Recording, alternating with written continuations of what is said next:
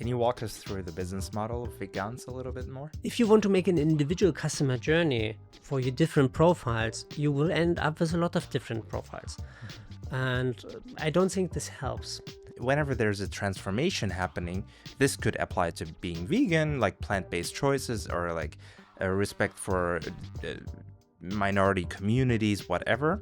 If you want to promote them, there will always be some sort of resistance, I feel. Strategy is one thing. Execution is most important. And you need to have a good team for the execution. If you don't have that, you will run in a lot of difficulties.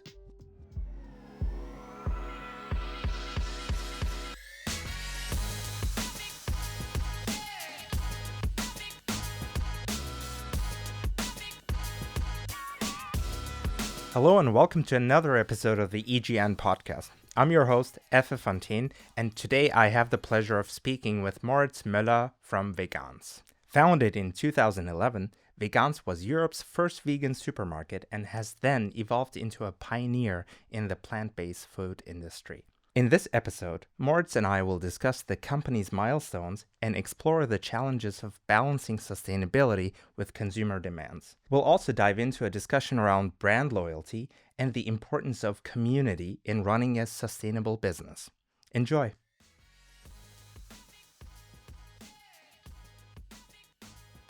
Welcome to the show. Very nice to have you here.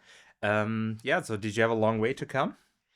No, it was not so far. 45 minutes, being a little bit outside of Berlin is nice. And I'm very glad to be here. It's very nice and looking forward to speak with you. So nice to have you, especially because it's a topic that is very close to my heart that we're going to cover. But we first and foremost would like to get to know you. Who are you and what do you do? Okay, so I'm Moritz. I'm CMO and CPO of Veganz, leading vegan brand here in Germany across a multi-category. And I've been there since April 1st, 2018. No kidding. It was 1st of April. So, And actually before that, I don't have a background so much in marketing because I was working in arts and culture management for 16 years.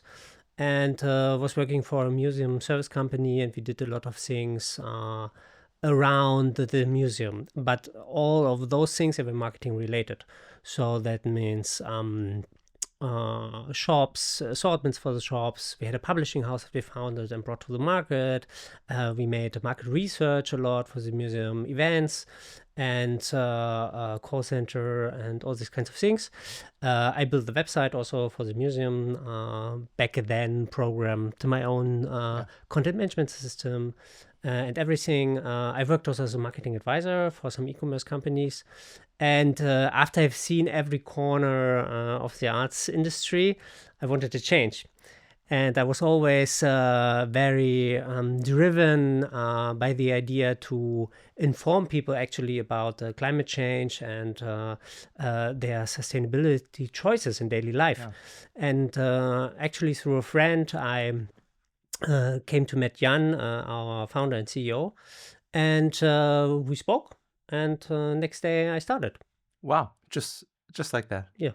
Wow, and that is crazy, and it's just like also a big leap for you. Just although you had touch points to marketing and everything, and like being in the center of all that, working as a CPO and CMO.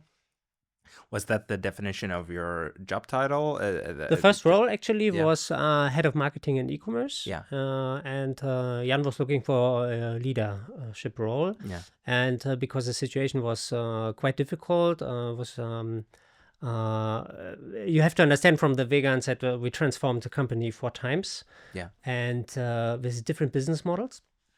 And that led also to a lot of change and the marketing team was not regarded as, let's say, very good inside the company, and it needed better leading of the team, which happened then as a transformation very quickly.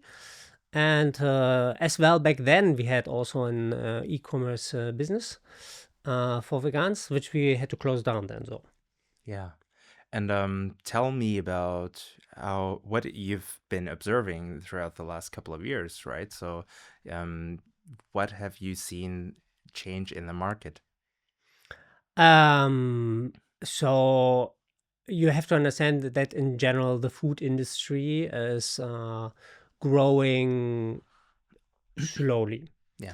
But the plant-based market is growing very, very quickly in very high digits Yeah. in the last years. And it's mainly driven by a change in consumer behavior. So we did studies all over Europe to understand how is adaptation of veganism, vegetarianism, and flexitarianism going over the years. And everywhere it was the same.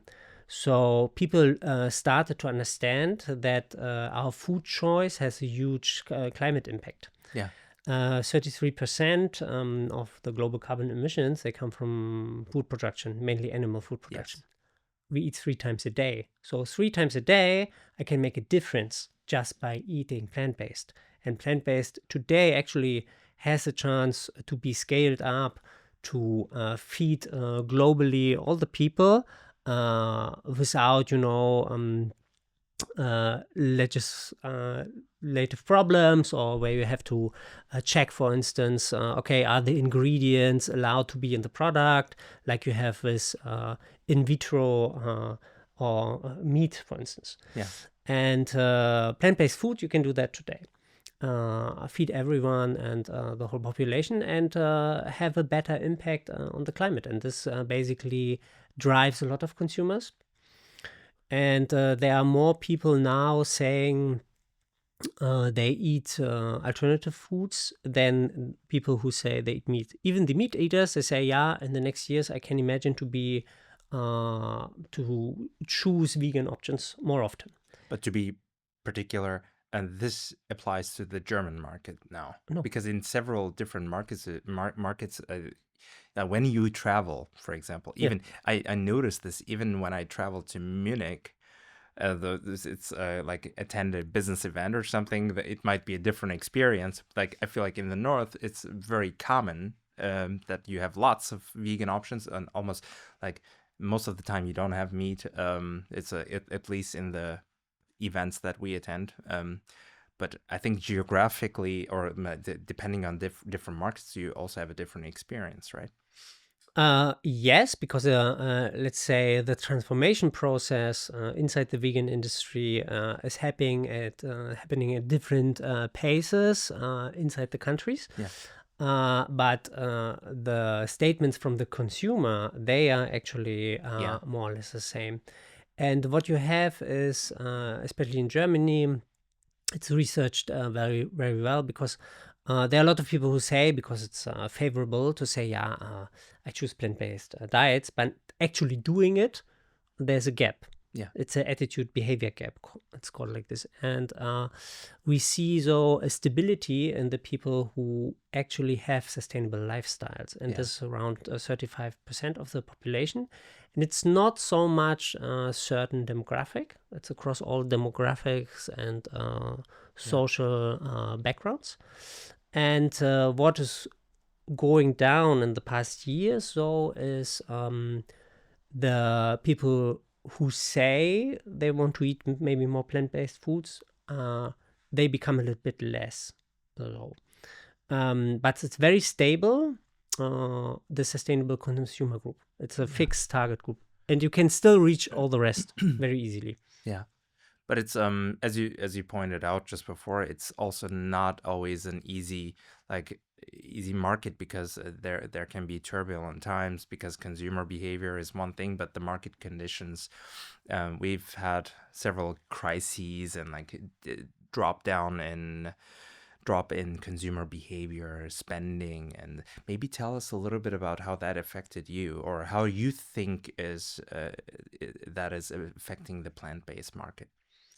In general, there were different cycles. So during the COVID and the pandemic, a lot of people, they considered healthier food choices very important. Yeah. So there was a huge and steep rise in food choices that were ecological food choices, plant-based, premium brands also, and there was a huge growth.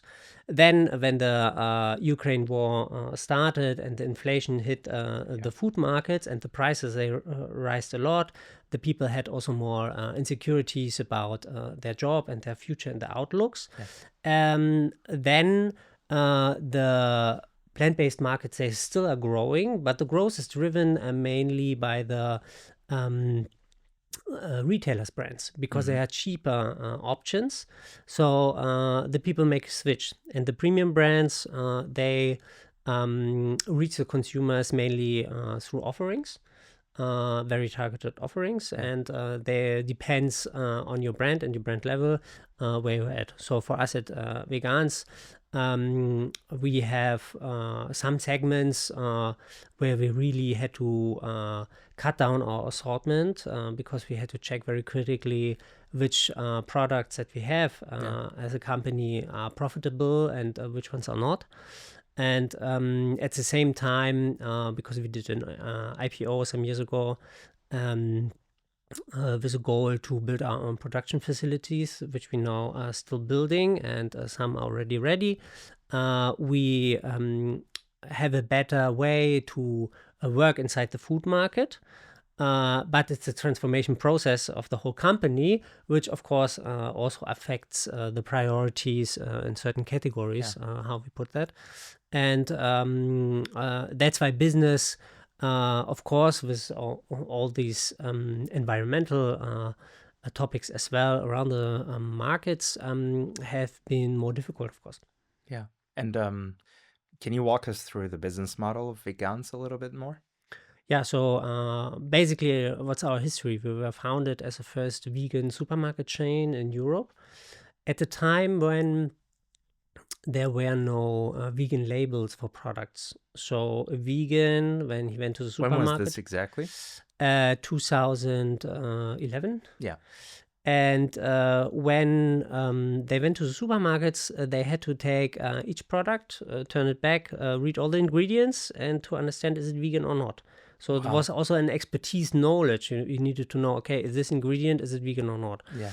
And with the opening of a vegan supermarket, there was a huge problem solved for them, because they could just go shopping like everyone else. And this created a huge hype inside the community, and we opened stores all over Europe.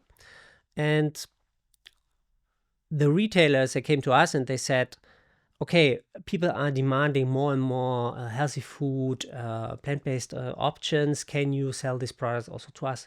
Which we did. So from a retailer, we became a wholesaler. With the result that the consumer said, okay, why do I have to go now 40 minutes to the vegan supermarket if I find the products also around the corner at the Edeka? So we closed down the supermarkets, became a wholesaler with some risks. So in the wholesale business, you have very low margins. And we imported, for instance, Impossible Food products. We were the first ones in Europe who imported these kinds of products. Huge shipping in the harbor, fell the container inside the water. So something you have waited for months and you want to deliver, you lose it. So there are also certain risks involved. And we were thinking, okay, what can we do differently? And we started to have a brand. And that's how we started to distribute our own product developments to the retailers. So far, we have developed over 500 different products. Not all of them, of course, are still in the market. And then the next step was to say, okay, we have producers for our products, which is great, but it's better to produce the products on our own. Yeah. And have our own innovations, because we're very innovation driven. And that's why we started to build our own facilities. So we were the first ones who made fish alternatives with algae based inside, because the algae actually is what gives the fish the omega-3. Yeah. And we just skip the fish and people can eat the algae, and that's even better. We have cheese alternatives, soft cheeses from cashew nuts that are very very nutritious also, and it's just clean label. So there's 3 ingredients. It's water, the cashew nuts, and some cheese cultures. Yeah. And you make a cheese. We are printing milk alternatives right now. So we took the water out of the milk.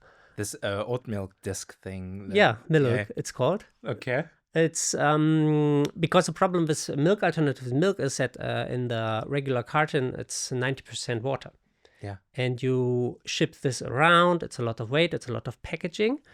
And we were thinking, okay, how can we make this thing more sustainable? And that's why we said, okay, let's remove the water. And we found actually a way to print it. It's like a sheet of paper, you have to imagine. And you can have 10 liters via mail.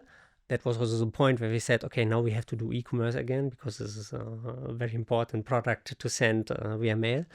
And at home you just put it in a shaker and with a little bit of water and you shake it, or you put it in a blender. It's a dry product. It stays 2 years. When you make it fresh, you make shelf life. Yeah, you make always the amount you want. So you don't throw away milk alternatives because you don't use it. There are some households, single households who say, we buy our milk alternative, but then we throw away every week something because we don't consume it all. Families, they say, it's great when our children, they want an extra muesli, I can just make fresh a new oat milk. And it's 90% less emissions, 90% less packaging, 90% less space. It's great for the food service industry because for them, all the amount of milk alternatives, a lot of logistics. And the adoption is good among the consumers? Yeah. So what we see is that once the people, they have a consumer trial, there's a very high purchase rate. Yeah. We sell also subscription boxes online. And it's 10 liters that you have via mail, which seems a lot to me. And there are people who order 10 liters weekly, regularly. And I'm surprised that it works so well. That's so much demand, actually. And now we are started to be with our products as well at Rewe and DM here in Germany, also in Austria. And it's you need to explain it and people need to try it, but then the repurchase rate is very, very good. Yeah. Can you talk? You mentioned the wholesale part of the business, and then there's the e-commerce part of the business. What's the allocation like? So we are making, of course, 99% of our business is the retail business, because we come from there. So it's very easy for us to scale there the numbers. We have our products at Rewe, Edeka, Spar Austria, DM. I mean, there's a lot of point of sales, a lot of drugstore chains, sometimes in discounts also for Lidl, for instance. And the food e-commerce business back then, at least when I started, was very difficult. Difficult how? We had a market that was growing in double digits percentage-wise. But for the e-commerce market, it was fairly small still. Plus the consumer groups, especially for plant-based alternatives, they live in the urban areas. Yeah. They have 5 choices around them, just 3 minutes walking, to take all the products fresh, quickly, easily. Yeah. So we had a very wide assortment. We had to have a very quick delivery, to have a good customer service. And we had all this, but we had a very low basket size. Yeah. And plus, of course, our brand products. What was like the rough average order value? Yeah, it was around 30 euros. Yeah. And we had, our core products back then that were very successful were chocolate bars. It's like 2-3 euros value. Yeah. No one can do a profitable CPC-based campaign with that average order value and that product. It's just impossible. So, and if you don't manage to drive the basket higher, even the long-term customer value, it's not profitable. The burn was too big. Yeah. Now with the milk alternative, it has a higher price. And as a brand, we are bigger and stronger. So now it's easier for us to drive also the e-commerce sales. Plus, we do the fulfillment by ourselves. We have in our production side directly fulfillment, and that makes it for us more cost effective. Yeah. Because we don't need external partners. And like this, we scaled now to 6-figure revenues with the business in under 1 year. And I'm very happy with the results so far, but still there's a lot of room for. It's looking at the numbers. I mean, you can also give us a perspective on the competitive landscape, who your competitors are, but looking at the numbers, 20% of all Germans have shopped with from Veganz, right? So that's also quite powerful, and to see that it's a future-proof business, because the tendency is to move towards sustainable food because of the impact. I mean, climate change is not going away, as you know, and I think you even have your own podcast we used to have one for 1.5 years. Yeah. Exactly. What did you talk about there? Mainly it was from the idea that we understood that a lot of consumers, especially families, they have the same issue. So the children, they go to their parents and they say, yeah, hey, I don't want to fly to holidays anymore. Yeah. We have to do this differently. No, I don't want meat. I want plant-based food. And there's a discussion and conversation inside the family. And we wanted to bring that to the surface. So we invited families and people to help the others to show them this is a discussion, these are possible solutions. And it was a good podcast. I liked it a lot as a medium, but when we had to adjust also the marketing budgets to the current situations, we said, okay, now we can continue with that on the brand side. And we focused our budget somewhere else. And I'm really curious about, there's one notion which we're observing for the last couple of years, is that consumers, especially the younger generation, they're abandoning traditional shops or traditional stores where they buy products from, and then moving to alternatives that are sustainable, that are vegan or whatnot. How is this transition happening? Like, so are they searching for you on Google, or are they, like, maybe you're a marketer, so you can give us some idea how this switch happens? Are they getting influence on social media? Obviously, but to what extent? Okay, a lot of marketers will confirm this, that it has become more and more difficult to reach consumers, mainly because there are more and more niches where the consumers spend their time and their interests.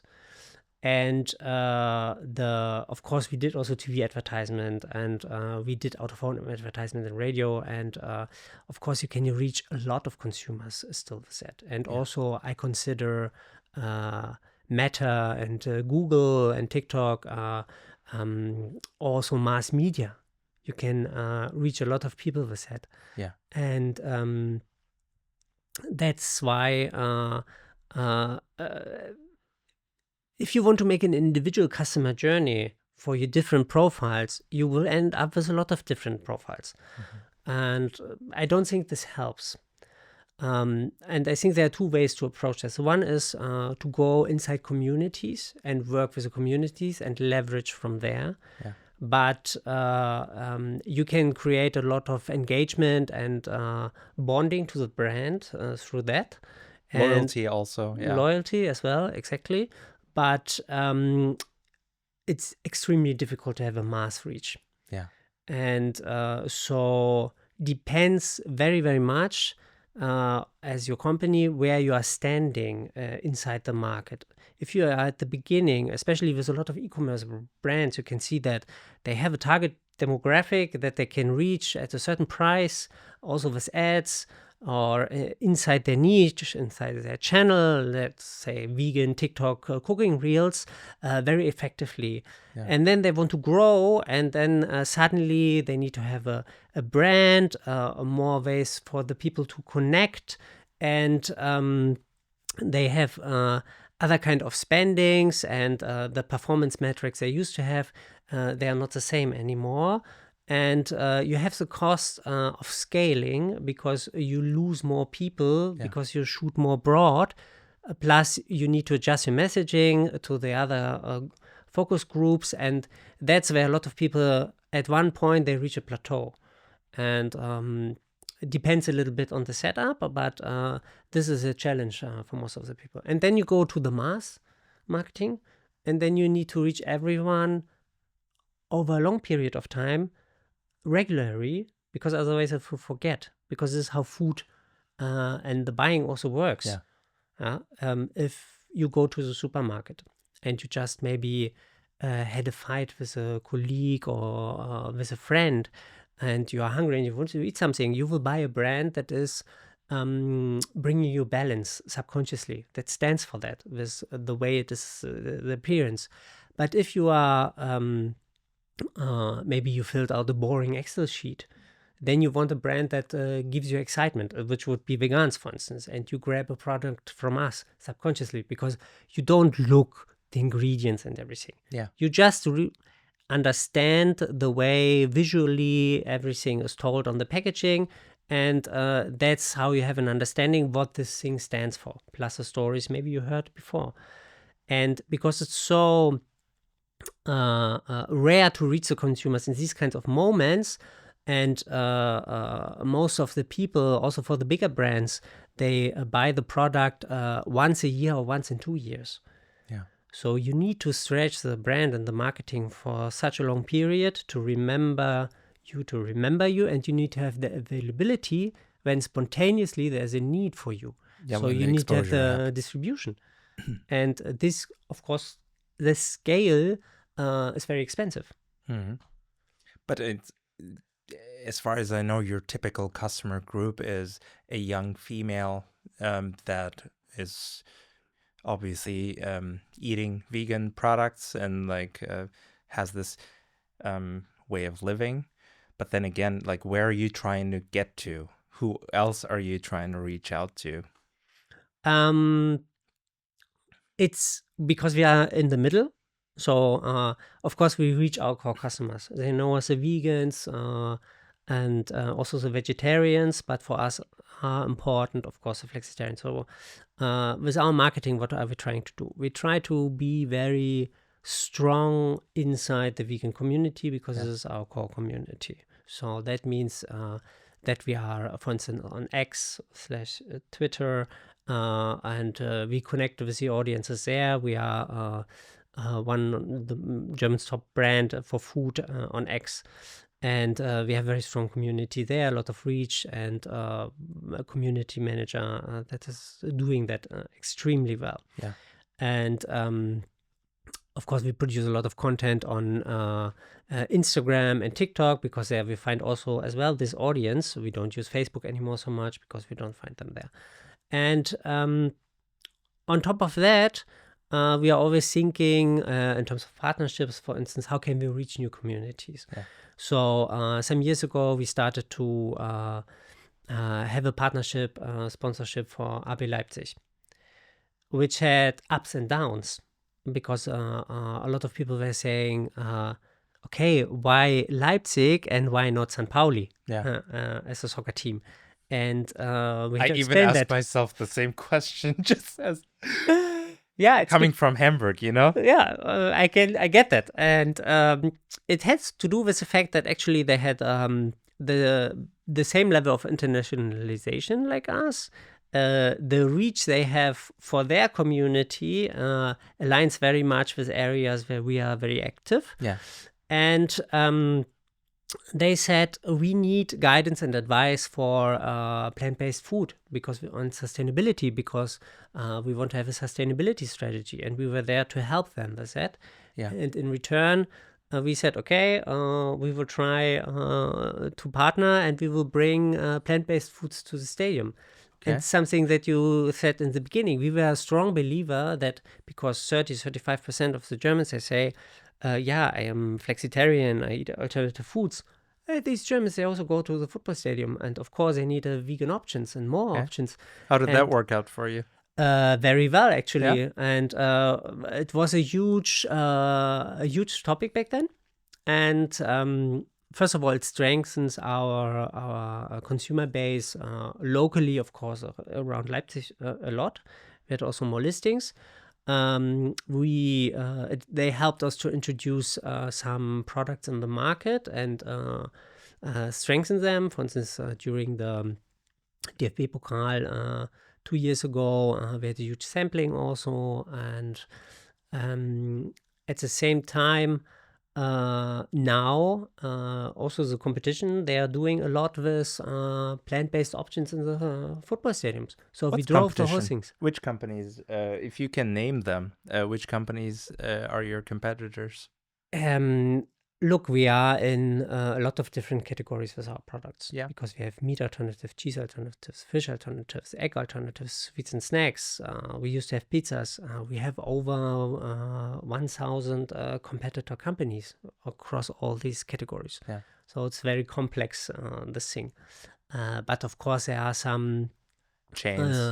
There are some also well-known other plant-based companies, and they are looking also what we are doing very, very closely. Mm-hmm. So it goes so far to the point that, we make a social media post and then maybe I receive a call from the other CMO saying, but what you are claiming there, that's not okay because these are us. And Moritz, they will be watching this episode too. Yeah, okay, they can watch it. I can have another conversation. It's, I'm surprised actually. Because we don't watch the competition so closely. Really? No, because we are innovators. We are looking forward, not left and right. And we are trying to find solutions. And the way the food market works is the way the food market works. We know that there are just some base numbers. And if you stick to that, you know how the game is. This is also why I'm... if you do performance marketing, you're very down to the numbers and you're trying to tweak everything, which is okay from that perspective. But in general, the market and the way things are, there are some 3, 4, 5 things that you need to know, and this is it. Then you can move. Yeah. So, when you think about it, we talked about the competition and you said you're forward thinking. So what's the next big step for your company? So we have, of course, a printed milk alternative, and we already announced that we will have on top of that coffee creamer that you can have, like when you are traveling, for instance, you put it in coffee and you have your milk alternative, but it's without water. It's a coffee creamer. It will be great also for airlines. Like milk powder? No, it's not milk powder, because the milk powder has a lot of sustainability problems, actually. Yeah. Because it is pushed through a process of drying that is extremely energy intensive and it's very bad for the environment. And since we are printing and just drying a little bit, it's way better on the carbon emissions. Plus, our formulations are more clean label, so it's a better product. And this is something we are rolling out. And as well, what we are bringing now is meat alternatives.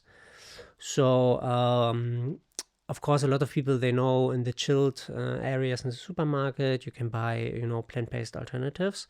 But again, you have a very short shelf life. You have to cool everything. Yeah. And you just have this one option with the thing you're buying. And we are making products from pea protein, which are very high in protein, like 70-80%. As a meat alternative, we will make steaks, and you can put it inside water or sauce for like 10 minutes, and then you can press it out and make it like the regular meat. Yeah. It's fantastic in terms of taste and the possibilities behind it. So we have a small product. It's called Peace on Earth. Yeah, we are always good with these names. Yeah. That you can use for bolognese. We have chunks that you can use for chicken or something else. Depends how you spice it. Yeah. And we have the steak, which can be a schnitzel, it can be a steak on the barbecue.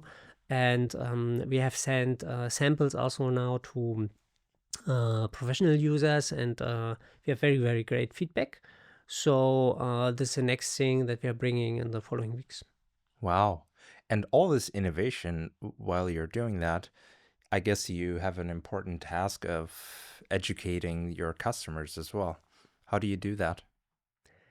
This is a very difficult part, actually, of what we're doing. Yeah. So because not everyone is born exposing themselves to oat milk discs or, I don't know, cafe crema, the pressed cafe crema capsules or whatever. You know what I mean? Yeah, like of course. Even for me, I've been vegan for quite some time, but I'm not consuming these things.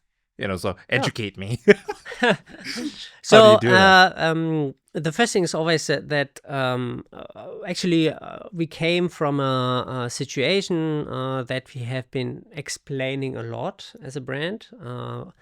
2018-19, we did a brand relaunch because we saw, okay, there's a lot of drive in the ecological area of the market, and all our products, they took carbon footprint labeling. So on each product it's written how is the carbon emissions of the product, the water use, the rainforest impact, and the animal welfare, and it's compared to all food products in Germany with a star rating. 3 stars is super sustainable, 2 stars is not bad, doesn't destroy anything, and 1 is very bad. And we were very transparent. And some products, they had also 1 stars in some categories. And then we were explaining why that is and what we need to do to change. And we changed also the products. Yeah. And that led us to be in a mode to be a brand that is very lengthily also explaining a lot of stuff. Yeah. Which is, if you think in terms of communication and you just have some seconds or milliseconds to bring people to stuck with you, very bad. Yeah. Because you just lose the people. Maybe you reach your target demographic, but you don't reach everyone. So, and that's why we are now very strongly working on how can we improve, also, especially in social media hooks, how can we make things so interesting that they will have organic virality? Because I started to believe that if your organic content is not 1000%, you can also just leave to do organic content and also to push it with ads. Because what the people want to watch is what the people want to watch. And if you scroll through social media and you see maybe some cooking videos, they have millions of views, then this is what is interesting for the people, and you have to consider that as a marketer. You can say, but my video with 70,000 views is successful. No, it's not. Yeah. It's just bullshit. So so either do it right or just leave it. Yeah, and that's why we are now internally very hard working on, okay, how can we come up with formats and ways to reproduce viral content. But what works? Like, you work with influencers, influencer marketing, UGN, user-generated content and stuff like this. What works? In terms of what? KPI? In terms of, so I got to give you the KPI. You're right. I mean, in terms of, like, let's say you want to reach out to, you mentioned the flexitarians. You already have a loyal customer base with the vegan community, I would assume. You want to keep them happy. That's one thing. But let's say you want to reach out to people that are kind of open, like around 30% of the German society, you said. They're flexitarians. They're open to trying out new things. I think this is the sweet spot to expand. How do you reach out to these people? So you have to check very much if you look for video content, for instance, or organic content. What are the drivers behind that? Because this is in the end also what the influencers found out over the time they are doing what they are doing. they learned which visual frames, which hooks, which pace, which music, which props drive actually the performance. Maybe they can name it. Some of them they can, but they know it subconsciously. And only the very, very successful influencers like Mr. Beast, they spend years talking with other people in a group every day about YouTube videos and why is this successful and why is this not successful and what did he do, and this is how they gained an understanding of how to be successful in a certain channel.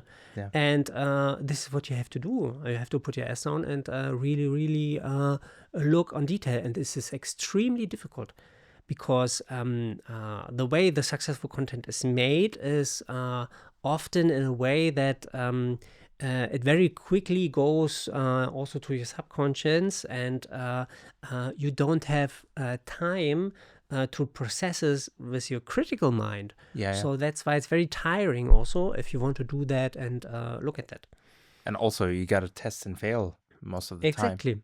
It's the same approach. Like you have in a performance marketing. You run a lot of tests and then you fail and then you learn what you do. It's not that the first time will be perfect. And if you want to reach a broader audience, you have to think also broader. You have to think, okay, do I write now plant-based bolognese, or just does it have to be a great recipe for bolognese? Because bolognese was people are interested. And then when it's plant-based, it's a nice thing, but why it has to be so targeted to the niche?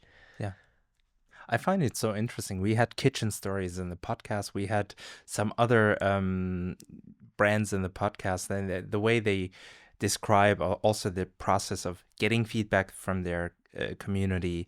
There are seasonalities that play a role. So you have to play out your campaign in the right time for the right audience, and all of these are also fast-paced environments. Like it's changing, like maybe you need like a month to build something up, and then by then it's too late, you know what I mean? Of course, so a lot of intricacies, but very cool to see that there's also still a huge market that you can tap into, and like there's always more people that you can reach.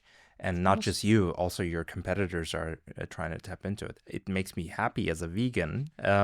Also, especially my switch personally from pescatarian to vegan is heavily influenced by things I've read, things I've watched, things that helped me kind of open my eyes. I mean, I don't want to judge anyone, but just like in my case, it was kind of like a transformation journey. You know what I mean? Yeah, a lot of people say that. Yeah, so it's like understanding, education. And what makes me, like I'm also on social media, and like I'm letting myself influenced by influencers, obviously. And it's a trust game too. You build a community, and the community even decides on your next steps. Yeah. This is a pattern that I observe in most influencers. The influencer reacts to questions, reacts to the community's requests, and then even changes the path, like changes the pivots.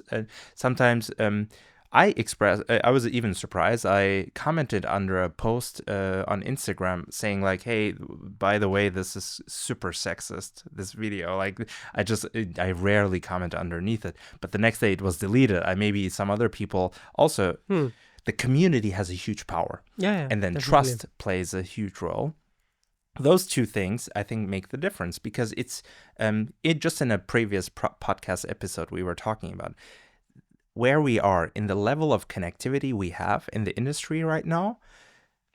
You can no longer lie to people, in my opinion. You have to be authentic, and you have to speak the truth, because sooner or later people will realize, and they'll be like, okay, like that's not cool. You know what I mean? Yeah, it's our approach, because we say authenticity is one of the most important things for us, and that mainly means we have a position, and an opinion, And when you have an opinion, there are a lot of people who disagree. Yeah. And you have to be able to deal with that. And we had a lot of situations where we had online bashing, let's say, and trolls and everything. And especially when we did our first TV commercial, this was very funny actually, because we had we were still a startup. It was before the IPO, and we had the possibility to spend so much money on media, which also, of course, was not so easy. And we had an agency, and they made us an ad where we said, okay, this is more funny. We have a lot of people, like a choir, and they were singing with their tongues, like la la la la la, and was filmed from close up, and they were holding also environmental symbols, like a baby and a plant and water. And we thought, this is very funny. And the idea was also to have für eine Welt, die allen schmeckt, was back then the claim of the campaign, the slogan. And the people, they saw that, and then we received emails. What did the people in the marketing department do? I will never buy Veganz products. Did they all smoke joints? Did they go crazy? What happens there?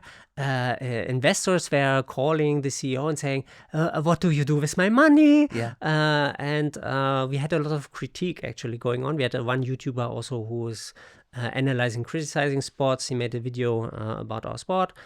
And there was a lot of comments below. And then, of course, I had the CEO in the door and saying, okay, what are we going to do now? And Moritz, what the heck? But he approved, of course, also the things, obviously. But back then already we had a social listening tool, and that helped us to quantify what's going on. So, and very often the perception is very narrow, and you only hear the 5, 10, 50 people that are very loud. And you don't hear the silent 300 majority. Other people who post and they say, okay, hard eyes, plants and everything. And like this, we could quantify what was going on, and the sentiment was very positive.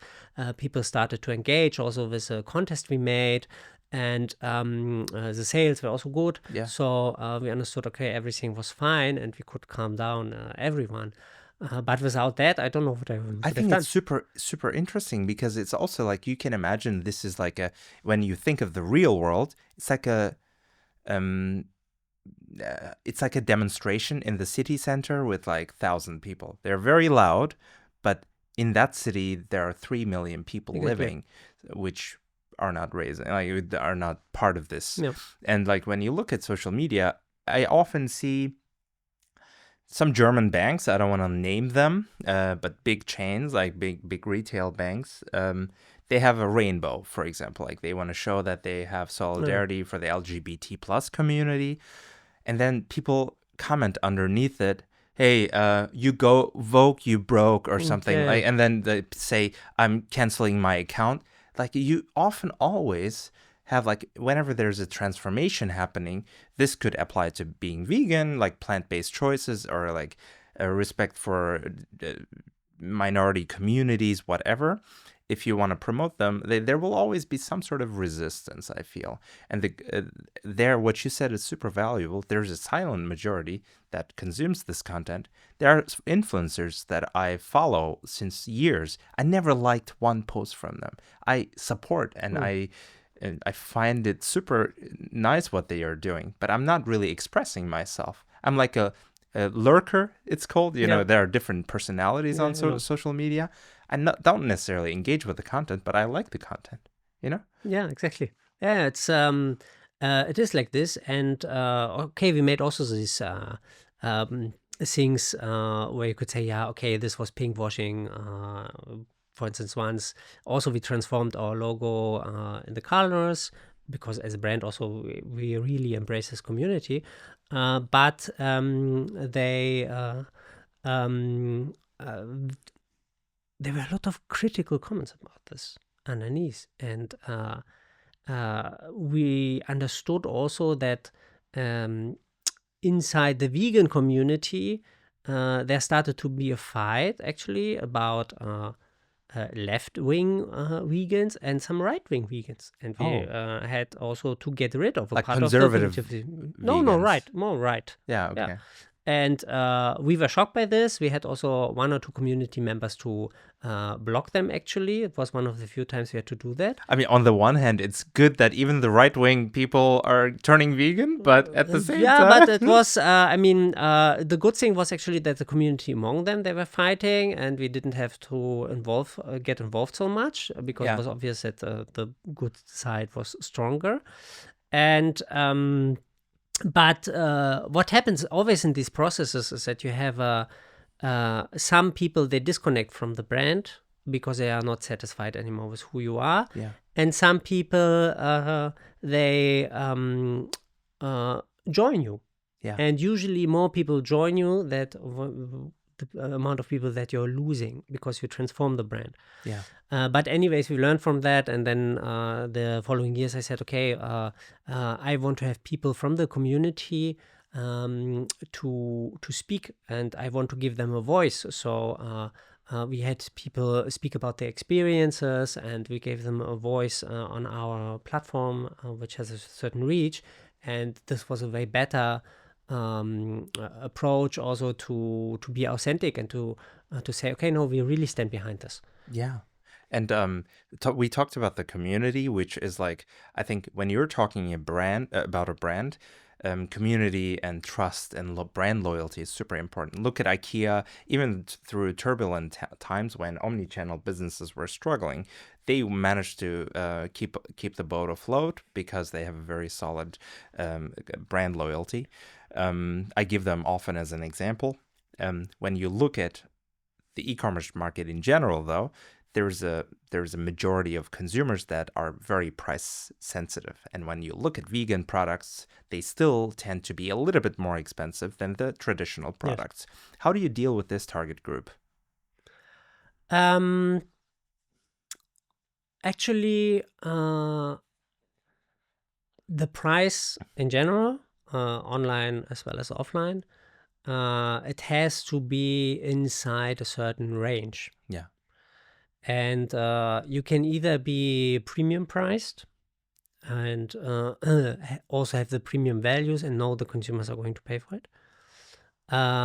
Or you can be priced regularly and be premium anyways. So people will choose you because you have good price, but also good quality. Yeah. And this is where we are going right now, because especially in the vegan market, price has been a huge point of discussion. Yes.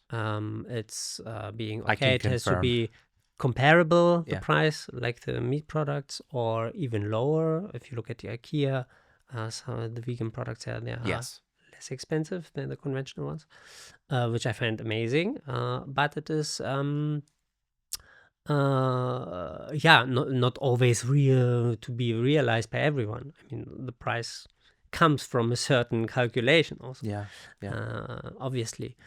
And in the e-commerce space, I mean, I can relate to what you say. I know that we have very strong brand and brand loyalty. I could see that also now in the last months and years, that compared to other brands, our rotation at the shelf was relatively stable. And we didn't do so many promotions, and other brands, they really lost in the market because they didn't have that. Yeah. Moritz, before we wrap things up, I want to ask you if you have 3 concrete practical tips for any emerging plant-based business to be successful. So one is obviously taste is very important, but I believe taste has to be only to go to a certain threshold.